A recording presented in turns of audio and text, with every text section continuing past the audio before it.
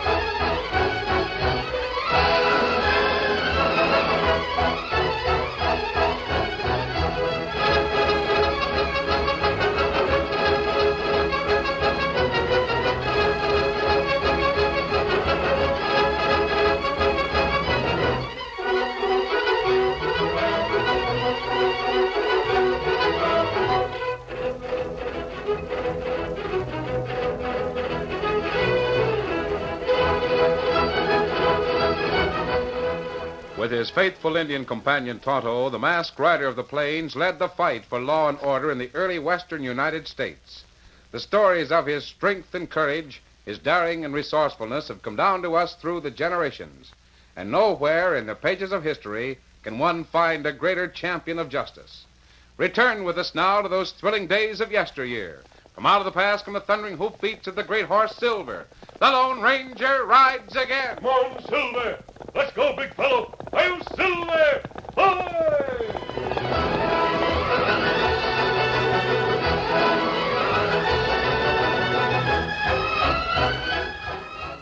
It was nearly sundown. The setting sun reflected a dozen colors from the painted cliffs. And in the distance, the approaching horseman noted with some appreciation the beauty that surrounded him.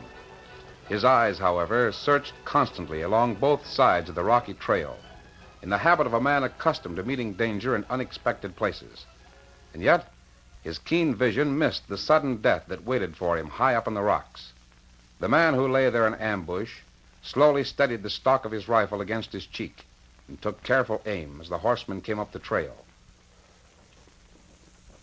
Slowly, the rifleman's finger tightened on the trigger, and then a voice sounded directly behind him. Don't pull that trigger, mister. What the? Steady. There's any shooting to be done here. You're not going to do it. That mask. The mask is my business. Drop that rifle and clear out, all right? No, wait. I got my horse tied back in the brush. I'll go. And make it fast, killer. Don't stop to think about it. Sure, you bet.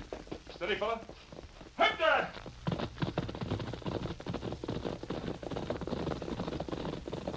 Oh, Tonto, Here, Kemosabe. follow that bushwhacker. Find out who he's reporting to. I'll meet you on the trail this evening.